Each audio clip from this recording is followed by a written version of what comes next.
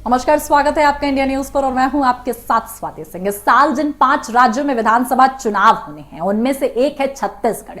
इसके अलावा राजस्थान, मध्य प्रदेश, तेलंगाना और मिजोरम में भी इसी साल चुनाव होने हैं। ऐसे तो मध्य प्रदेश, राजस्थान और तेलंगाना के मुकाबले सीटों के लिहाज से छत्तीसगढ़ छोटा प्रदेश है, लेकिन राजनीतिक तौर से वहां की सत्ता का महत्व कहीं से भी कहीं कम नहीं है।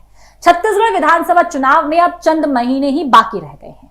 चुनावी तैयारियों को लेकर केंद्रीय निर्वाचन आयोग की सक्रियता छत्तीसगढ़ में बढ़ने लगी है। मतदाता सूची के प्रकाशन और उसमें नाम जोड़ने काटने से संबंधित काम को पूरा करने के लिए आयोग की टीम मुस्तैदी से जुटी हुई है। अक्टूबर के पहले हफ्ते में चुनाव आयोग छत्तीसगढ़ के लिए मतदाता सूची का अंतिम प्रकाशन कर देगा। छत्तीसगढ़ में फिलहाल मुख्यमंत्री भूपेश बघेल की अगुवाई में कांग्रेस की सरकार है और कांग्रेस के सामने यहां सत्ता बरकरार रखने की चुनौती। दूसरी तरफ बीजेपी के लिए छत्तीसगढ़ की सत्ता को फिर से हासिल करना प्रतिष्ठा का विषय सा बन गया है। इसके साथ ही कांग्रेस के दिग्गज नेता रहे अजीत जोगी भी बनाई गई पार्टी जनता कांग्रेस छत्तीसगढ़ में भी यहां की सभी सीटों पर अकेले चुनाव लड़ने का ऐलान कर दिया है। जेसीसी, कांग्रेस और बीजेपी दोनों के लिए मुश्किलें बढ़ने का दावा कर रही है। इस बार आम आदमी पार्टी भी छत्तीसगढ़ के सियासी दंगल में कूदने के लिए पूरी तरह तैयार नजर आ रही है। हालांकि मुख्य मुकाबला कांग्रेस और बीजेपी के बीच ही नजर आ रहा है।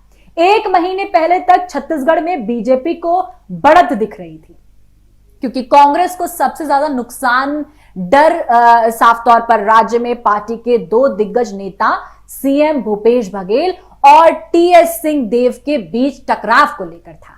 ये बिंदु विधानसभा चुनाव के बीजेपी के लिए फायदेमंद हो सकता था। पिछले कई महीनों से टीएस सिंहदेव की भूपेश बघेल और कांग्रेस के शीर्ष नेतृत्व से नाराजगी को लेकर अटकलें लगाई जा रही हैं। इतना तक कहा जा रहा था कि अगर चुनाव से पहले पार्टी आलाकमान की ओर से नाराजगी दूर नहीं की गई तो टीएस सिंहदेव विधानसभा चुनाव से पहले कोई बड़ा फैसला कर सकते हैं। हालांकि जून के आखिरी में कांग्रेस ने टीएस सिंहदेव को छत्तीसगढ़ का उप मुख्यमंत्री बनाने का फैसला कर लिया।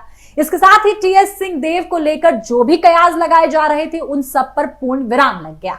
अब तो टीएस सिंहदेव की ओर से तो ऐसा बयान भी आ गया है जिससे लगने लगा है कि उन्होंने मुख्यमंत्री पद को लेकर अपनी दावेदारी तक छोड़ दी है। अब टीएस सिंहदेव प्रदेश सरकार की जमकर तारीफ करने में जुट गए हैं। इसके साथ ही उन्होंने हाल ही में कहा है कि 2023 का विधानसभा चुनाव मुख्यमंत्री भूपेश बघेल की अध्यक्षता वाले सामूहिक नेतृत्व के जरिए लड़ा जाएगा।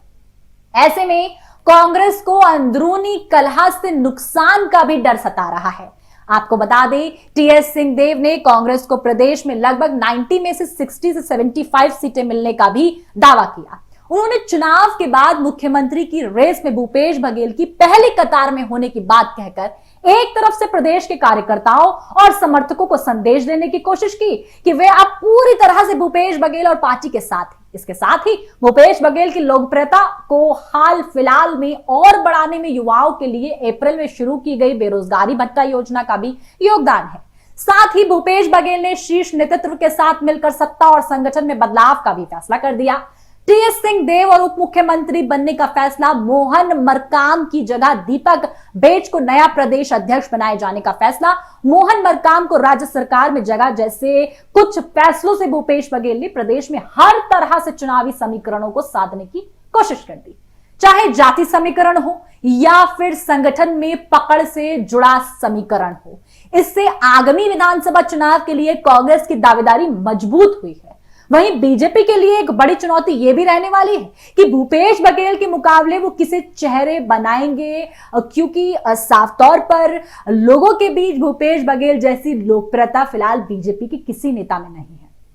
छत्तीसगढ़ में 2018 में हार के बाद बीजेपी अभी तक 4 प्रदेश अध्यक्ष, एक नेता प्रतिपक्ष और 3 प्रदेश प्रभारी बदल चुकी है। 2018 के बाद ओम माथुर वहां बीजेपी के प्रभारी बनने वाले तीसरे शख्स रहे। बीजेपी के लिए चिंता की बात यह है कि विधानसभा उपचुनाव, नगरीय निकाय चुनाव और पंचायत चुनाव सभी में छत्तीसगढ़ के लोगों ने बीजेपी को नकारते हुए कांग्रेस पर ही भरोसा जताया। आगामी चुनाव को देखते हुए ही अरुण साव को बीजेपी ने पिछले साल नवंबर में प्रदेश अध्यक्ष बनाया। ये सच्चाई है कि रमन सिंह को छोड़ दिया जाए तो बीजेपी के पास फिलहाल भूपेश बघेल के कद का कोई नेता नहीं है। हालांकि अब रमन सिंह का भी वो प्रभाव नहीं रहा है। ऐसे में भूपेश बघेल की लोकप्रियता, उनका चेहरा साफ तौर पर सामने नजर आता है। ऐसे में आपकी क्या राय है, कमेंट बॉक्स में जरूर बताएं। अभी के लिए मेरे साथ बस इतना ही। देखते रहें इंडिया न्यूज। धन्यवाद।